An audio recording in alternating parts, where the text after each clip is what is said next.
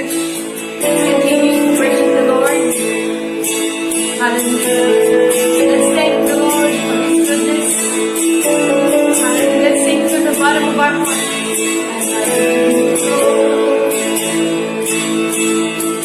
For your mercy never fails me.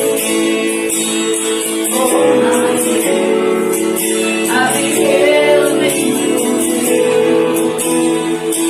From the moment that I wake until the day I get, oh I will sing from the goodness of God.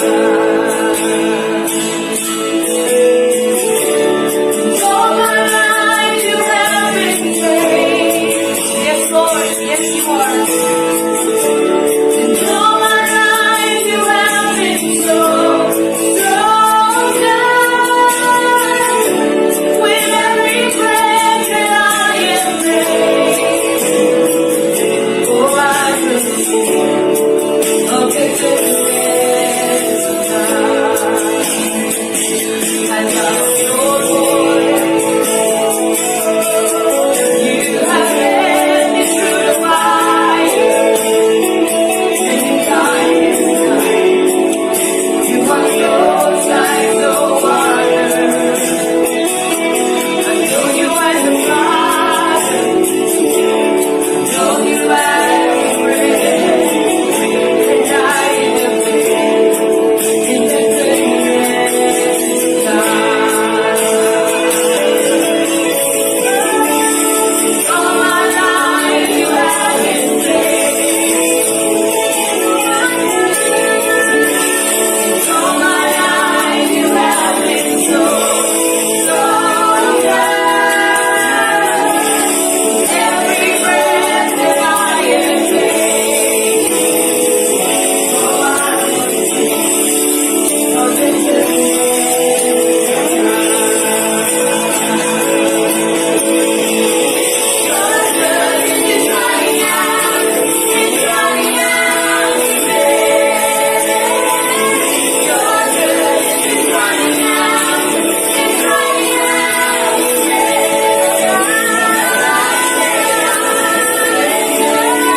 I give you every day. Your goodness is running out, it's running out today. Your goodness is running out,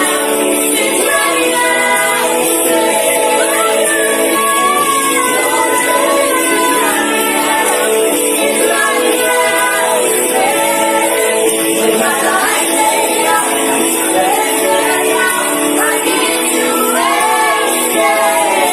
Your goodness is running out, it's running out today.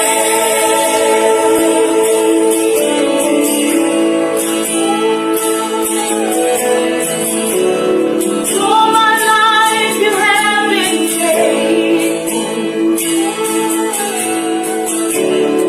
All my life you have been so good.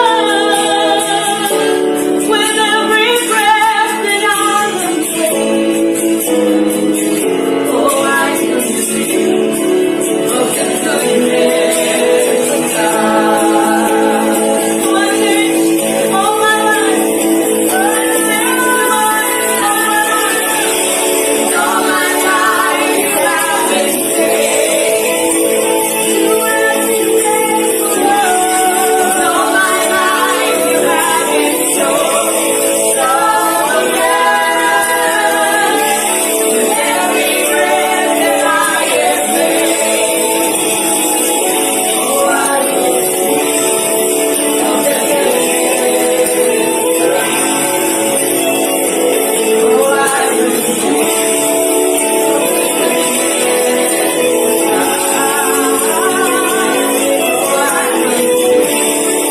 of the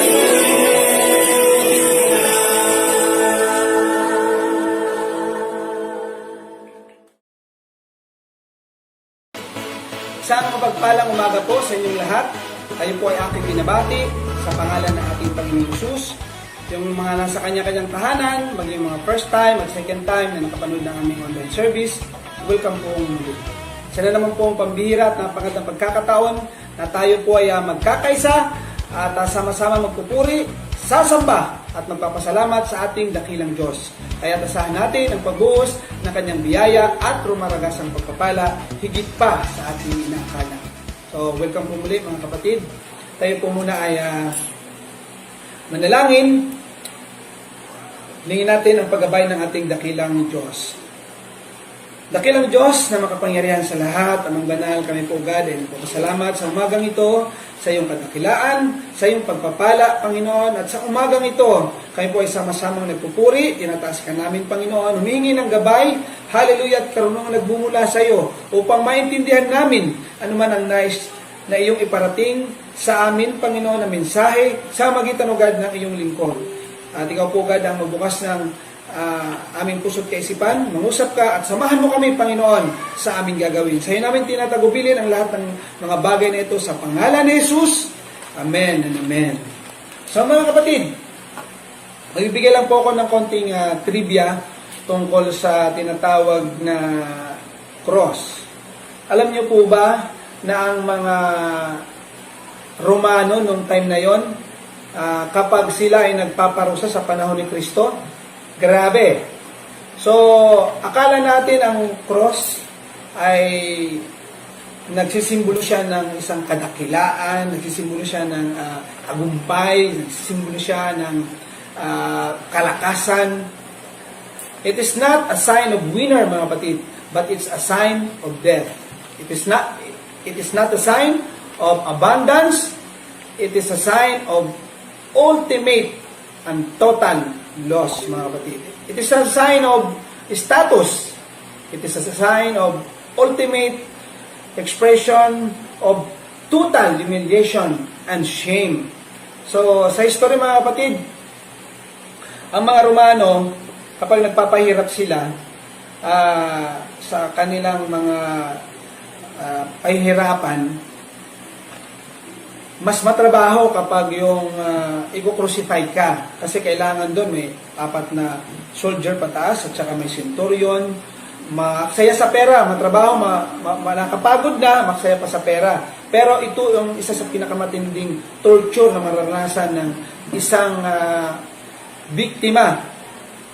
Kaya si Kristo, mga kapatid, grabe ang inabot niyang hirap na physical, hirap emotional. Alam niyo kasi, mga kapatid, kapag ikaw ay ipapako na, ang gagawin yan, pahawakin ka ng mga Roman soldier ng sign, kung ano yung nakalagay doon, magnanakaw ka, ikaw ay mamamatay tao, kalagay doon.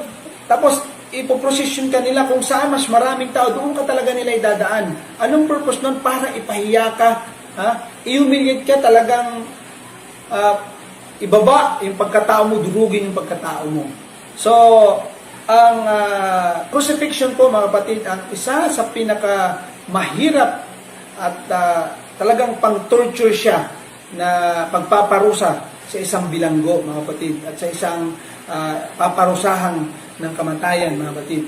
Nung si Jesus Christ ay nakapako sa krus ng Kalbaryo, nung naandun na siya, mga kapatid, grabe.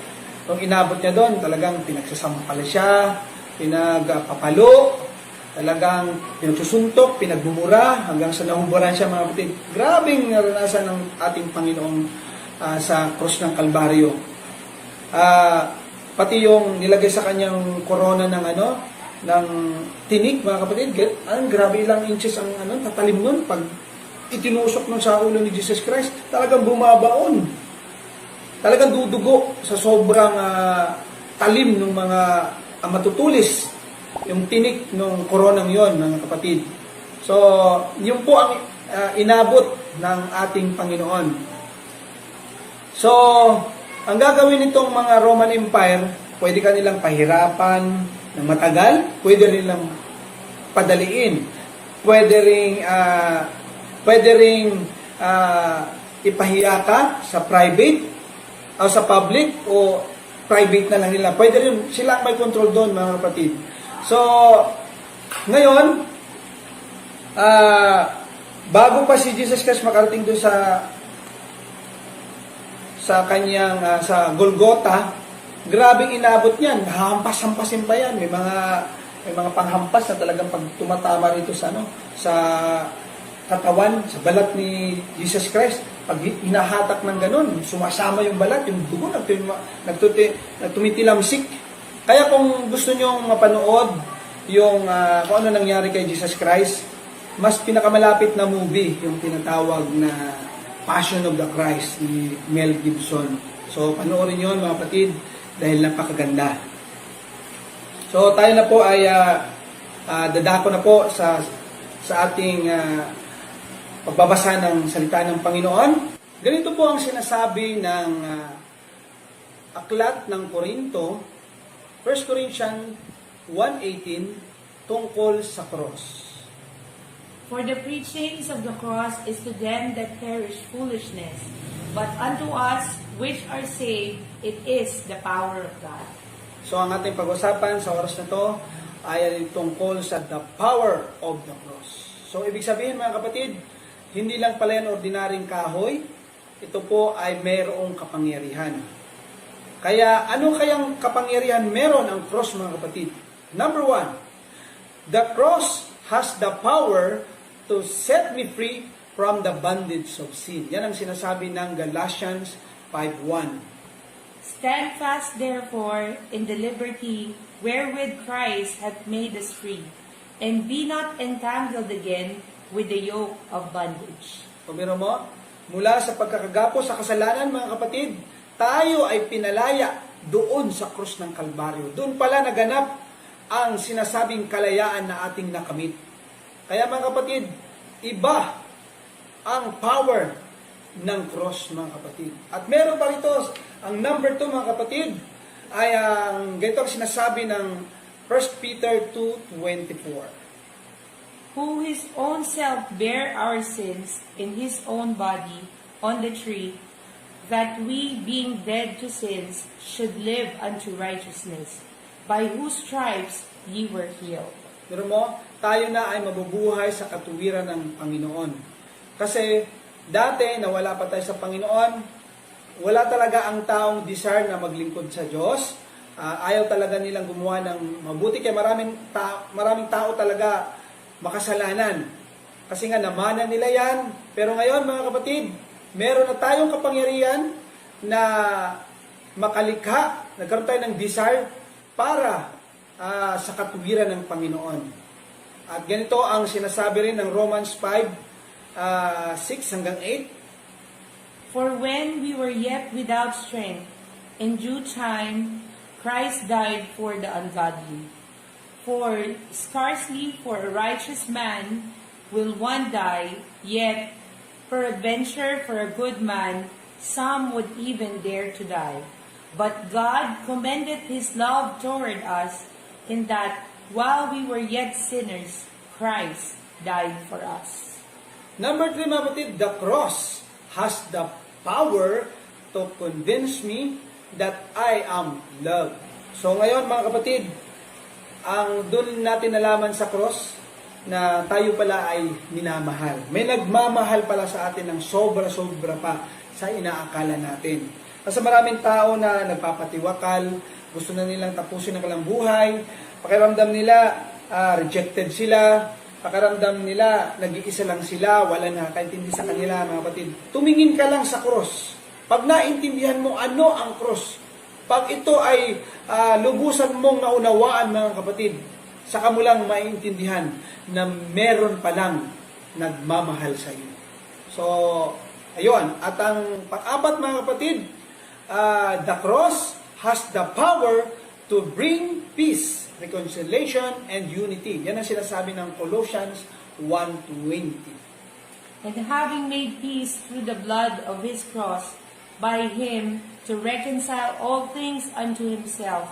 By him, I say, whether they be things in earth or things in heaven. So, biro nyo mga kapatid, ang cross pala may kapangyarihan para dalhin tayo sa kapayapaan, i-reconcile tayo muli sa Panginoon. i-restore yung dati nating nawalang relasyon dahil sa kasalanan. So iba mga kapatid ang nagagawa ng kapangyarihan ng cross. At ganito rin ang sinasabi ng Galatians 3:13. Christ had redeemed us from the curse of the law, being made a curse for us, for it is written, Cursed is everyone that hangeth on a tree. Sabi ng panglima mga kapatid, the cross has the power to redeem us from the curse of the law. So mula sa kasulatan mga kapatid, marami kasing hindi nakakasunod talaga yan ng perfect eh. Pero dahil sa cross mga kapatid, tayo ay malaya na sa kasulatan. So tayo ay tinubos mula sa sumpa ng kasulatan, ng utos. Kaya mga kapatid, dahil sa biyaya ng ating Panginoon, ginawa niya sa krus ng Kalbaryo, tayo po ay tinubos, tayo po ay nagkaroon ng kapangyarihan na maging malaya, tayo po ay na-convince na meron nagmamahal sa atin at tayo ay mare-reconcile mga kapatid. Yun po ang nagagawa ng kapangyarihan ng cross na hindi natin alam. Kala lang natin ito ay isang ordinaryong kahoy lang na walang silbi na pwede nang igatong anytime. At sa akala natin kapag may mga multo, haharap lang natin ng ganon. Minsan pinapasok natin sa bulsa mga kapatid. Pero kapag naintindihan natin kung gaano kalalim ang nagagawa ng cross mga kapatid, at makikita natin kung gaano ito kahalaga sa ating buhay. What Jesus did on the cross. Ano nga ba ang ginawa ni Jesus sa cross ng Kalbaryo? So, ganito ang sinasabi ng John 3:16.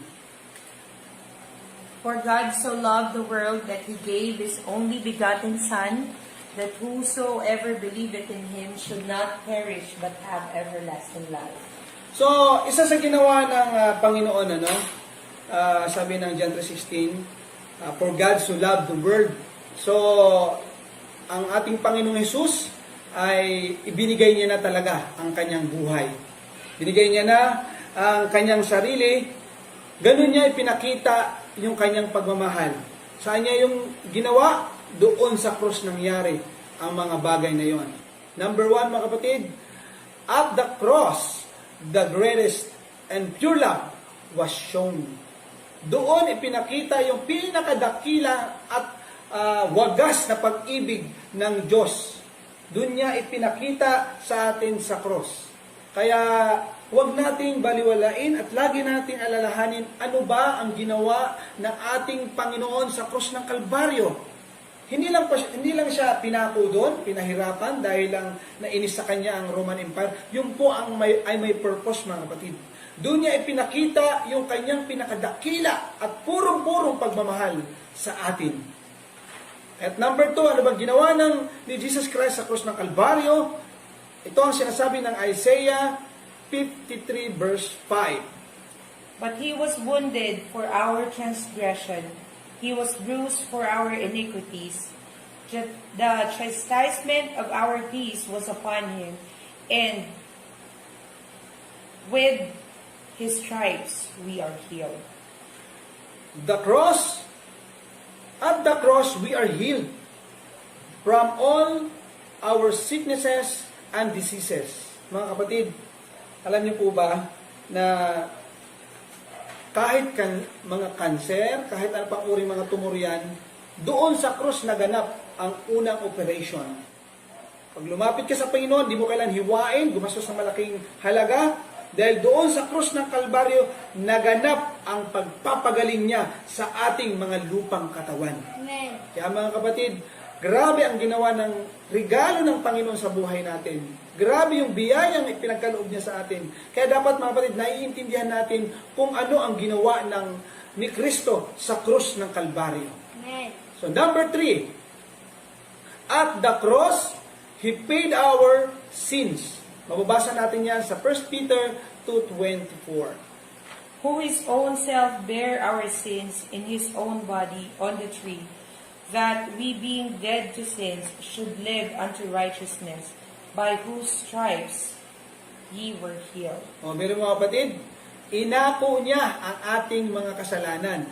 Dapat kasi tayo ay mga pasaway, tayo ay mga walang turing, tayo ay hindi makajos, tayo ay mga pasaway, masuwayin sa utos ng Panginoon. Tayo dapat ang napako, tayo dapat ang pinahirapan. Pero ang Panginoon, siya ang nagbayad sa ating mga kasalanan. Kaya mga kapatid, dapat alalahanin natin lagi ang ginawa ng Panginoon sa krus ng Kalbaryo. Number 4, at the cross, He defeated death. Ito ang sinasabi ng 1 Corinthians 15:55.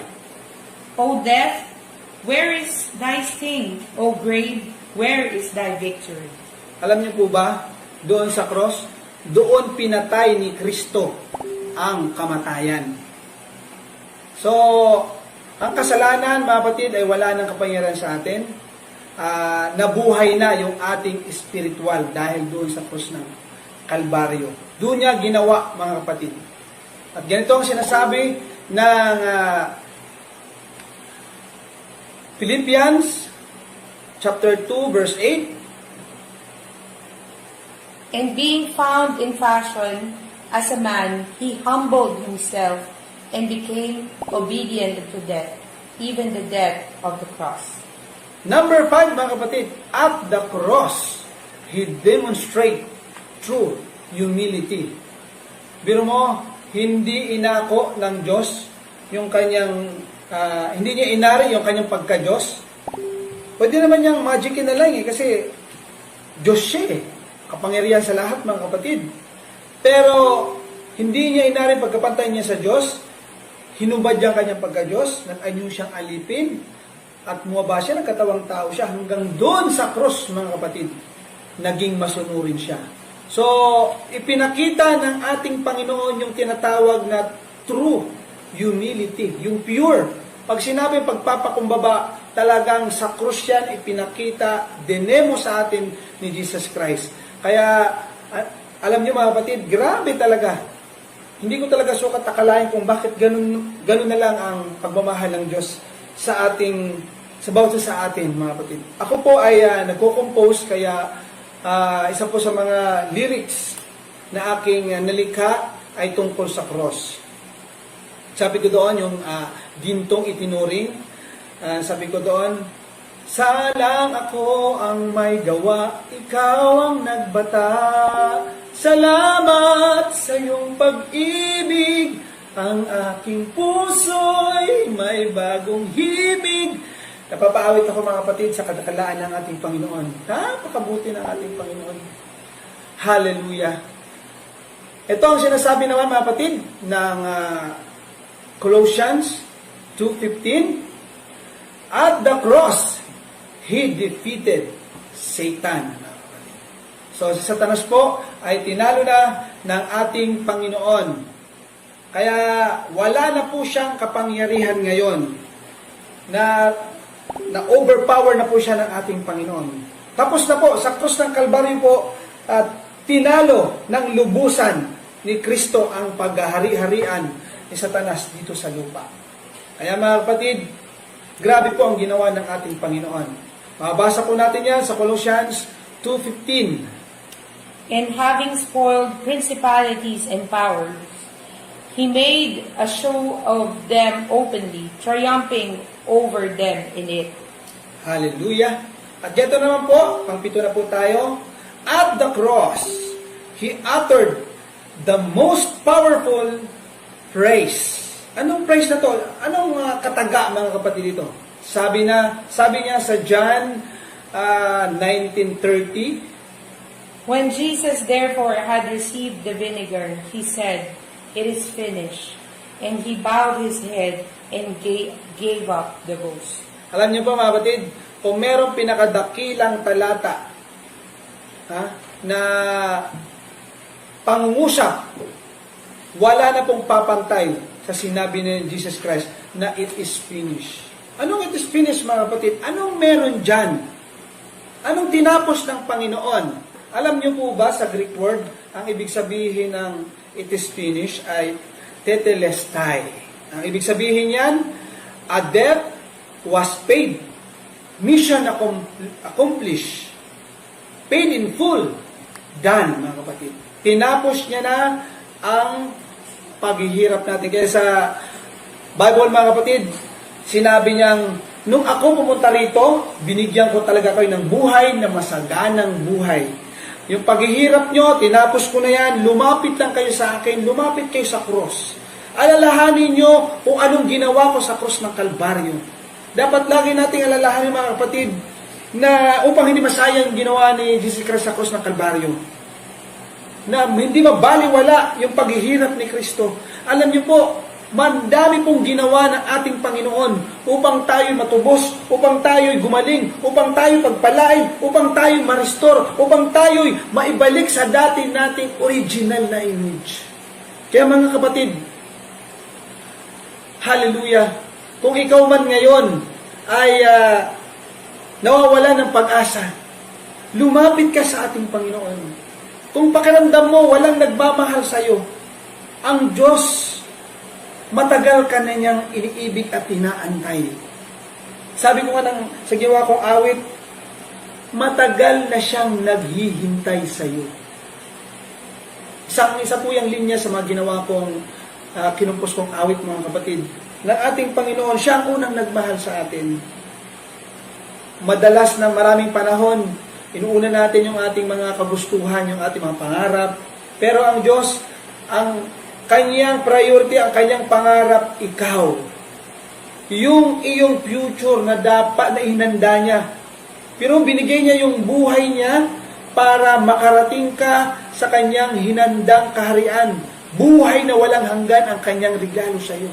Kaya doon sa cross ng Kalbaryo, mga kapatid, pati regalo ang daming ibinigay sa iyo, mga kapatid. Kaligayahan, kapayapaan, pagpapala. Mga kapatid, maaring kilala mo ang Panginoon kung may idea ka tungkol sa Diyos. Pero wala ka talagang personal na relasyon sa Panginoon. Yung ating pinag-uusapan sa oras na to ay hindi yung physical na cross mismo, kundi yung ginawa ni Jesus Christ sa krus ng Kalbaryo. Maaring meron ka ngayong mga daladalang galit sa puso mo. Ayaw mong lumapit sa Diyos. Kung minsan pinaglingkuran mo na siya at lumayo ka, sina-challenge kita ngayon. Lumapit ka sa ating Panginoon. Sumuko ka sa Kanya. Magpakumbaba ka. Ang Diyos natin, hindi siya nakatingin sa iyong mga kamali ang ginawa. Ang tinitignan niya, yung pagtayo mo, yung paglapit mo, yung pagsisisi mo, yun ang inaabangan niya. Kaya sa oras na ito, mga kapatid, inaanyayahan kitang lumapit sa Panginoon. Tanggapin siya sa puso mo. Kaya ngayon, mga kapatid, inibitahan kita sa panalangin. Sundan mo ako. Lumapit tayo sa Panginoon.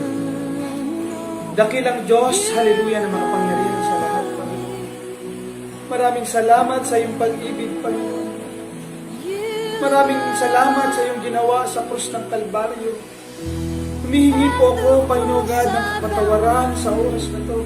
Sa lahat ng aking nagawang pagkakasala, pagkukulang, Panginoon, pagtalikod ko sa iyo, pagbabaliwala ko sa iyo, Amang Banal.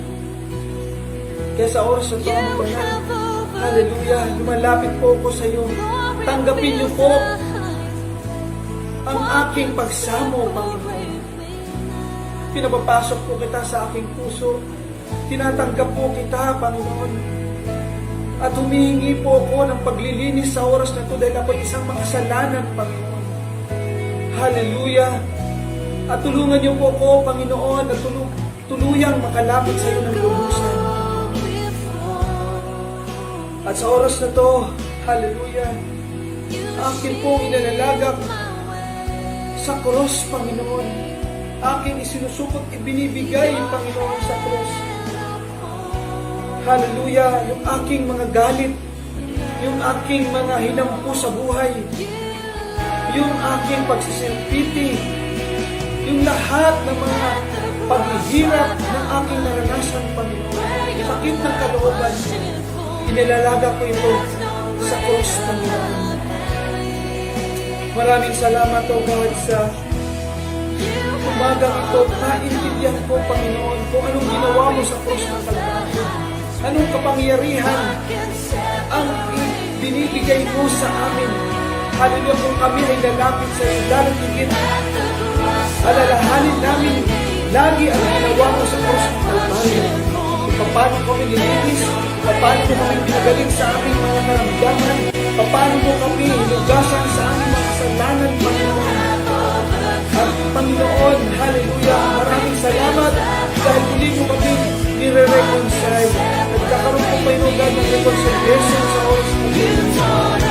Lumalapit po ako, Panginoon, tanggapin niyo po ako at pinapapasok po na sa aking puso. Maraming salamat, O God, sa umaga. Maraming salamat sa iyong pag-ibig sa mga kalakihan. Hallelujah, sa oras ito, tayo po ay namin sa pagkakos ng pagkawain. Dakilang Diyos na makapangyarihan sa lahat. Kami po ay lubos na nagpapasalamat sa aming narinig na yung mga banal na salita. Binuksan nito ang aming mga paunawa. Naintindihan namin kung ano ang ginawa mo sa krus ng Kalbaryo, Panginoon. Kung anong kapangyarihan meron ng krus, Panginoon. Hallelujah. Kung anong ginawa mo para sa amin.